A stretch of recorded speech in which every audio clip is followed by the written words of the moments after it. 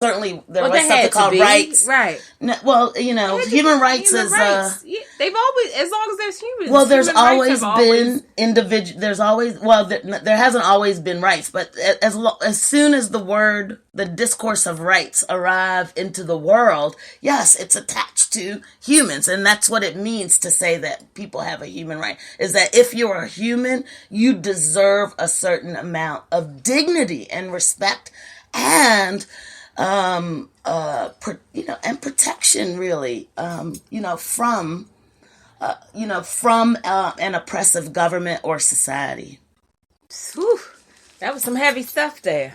I mean, because I think I am guilty of that.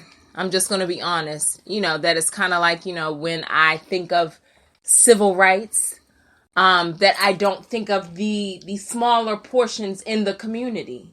People that may be gay, people that may be transgender, people that may be, I don't even know, that don't even identify with the sex at all. Yeah. But that doesn't mean that they're not black. So I do. I hear you on that. I understand that is one of my conflicts. That, conversations like this help me, work through. Particularly with my flowering, my budding, my journey of having a sister who's gay, and what that means for me. Because, in every family, that means something for, the family. But Soul Circle, here we go with our next, That's My Song, Michelle Ndegeocello Cello. Man, I like her. Yes, that's your song too, huh? I like me some Michelle. Yes, Michelle. Who is he and what is he to you?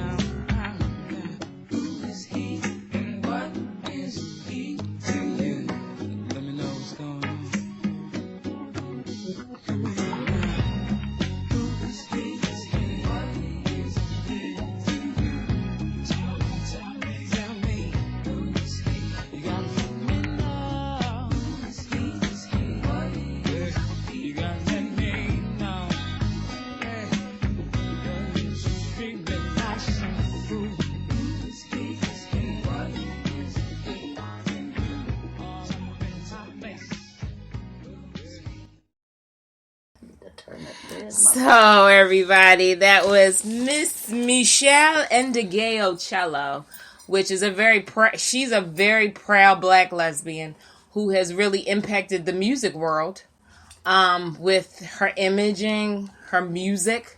You know, she plays the guitar like a beast. Like, she is a beast on the guitar. And that's something else. You know, like all black women, all black men, we aren't all wordsmiths, right? You know, some of us do have, the piano, the guitar, like all of that kind of stuff. So, anyway, that was my take on Michelle Ndegeocello. So, you said you had something to ask me. What did you have to ask me, Dr. Dawn? I wanted to know a little bit more about if you could say a little bit more about your journey to accept me in a family of Caribbean immigrants, where this might seem kind of weird, and in a black community where, look, I mean, I remember when Set It Off came into the theaters. Yes. And I'm sitting there with my friends, and like, we got some gay friends. We get ready to see some movie. You know, a movie has Queen Latifah, and she just happens to be gay. And when that part came on, when she was kissing her girlfriend, and stuff, it was like all the women, went ew like that. Wow. When they know there was nothing ooh about them. About it, right? Because they had their relationship, right? Sometimes those are the same girls in the evening going somewhere. Who knows? But in any case, we'll leave that one alone. Yes. But I mean, just in any case, that was a crazy. That's how people responded to actually seeing black women love each other. Right. I mean, we don't even have that many images of black women loving each other. Really, you don't? When you think about it. No, you don't. As a matter of fact, think about all our popular culture, all the things as black women fighting the hell out of each other. And cursing each other, reading each other, telling each other that they don't have no money, right. They don't have this, they don't have that, they don't have that. But we don't have images of black women loving each other. So you can imagine this is difficult to accept, right. To actually see it straightforward. A black woman loving another black woman, if you can find a black woman to love, right.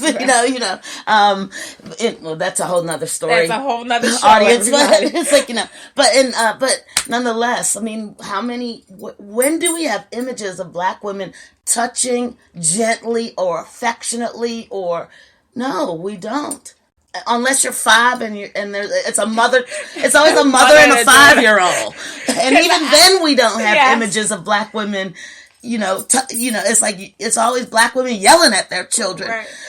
So it is interesting. Yeah. So I want to get back to what your journey. My journey. So I will say, for the one thing that you said, that it's hard to see black women, loving one another, because when I was putting this show together and I was putting everything together, I always try to look for images and music. And so when I looked for images, it was very few images out there of black women loving each other, right? So when they had black women loving each other, it was not like loving each other in the way that we know, and the way that we're talking about, that we're honestly talking, kissing and, holding in a dear type of a way, in a love type of a way.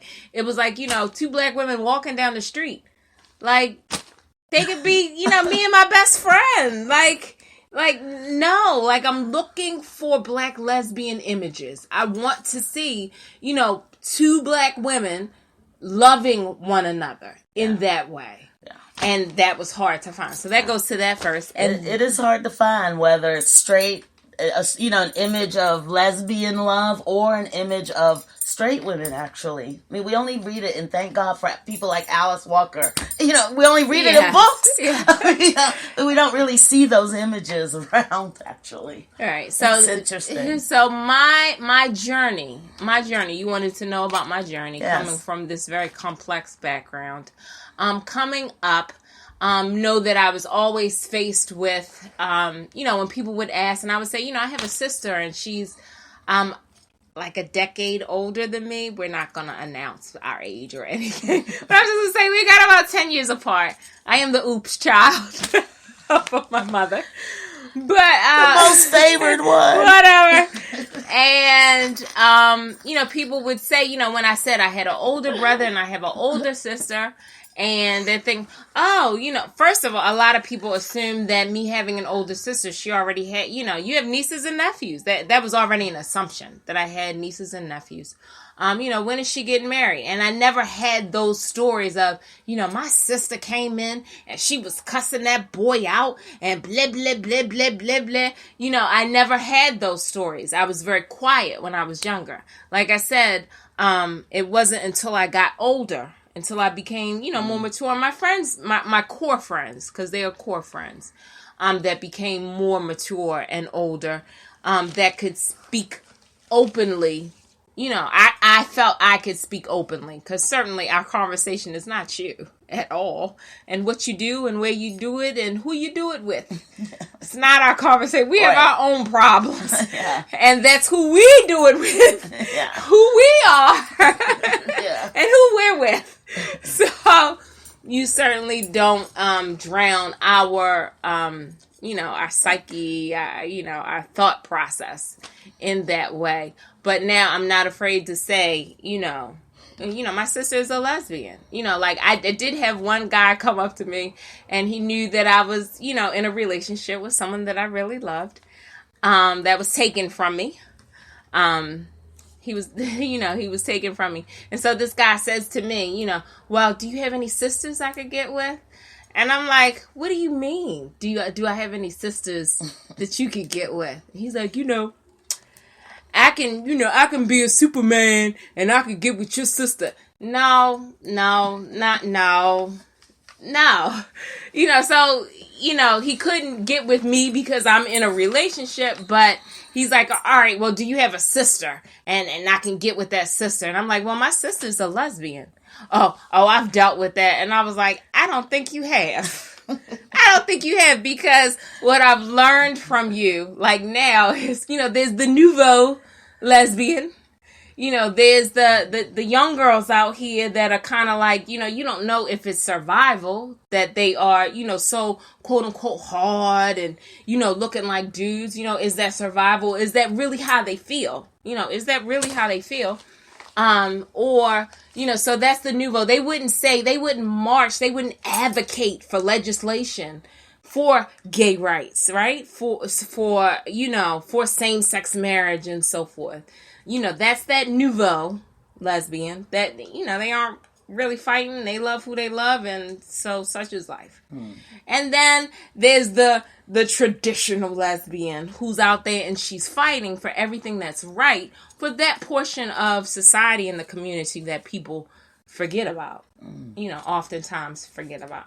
So, that's what, like I said, there's different types of lesbians, and they can be free to do that, of course, but there is a struggle and a battle that needs to be have attention drawn to it, and rights that need to be won.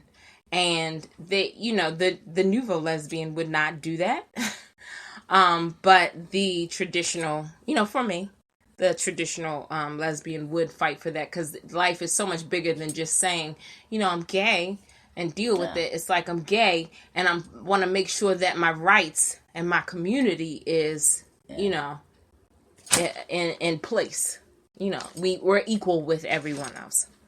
So that's that one. Any other questions, Dr. Zona? I was thinking, I've always thought about me being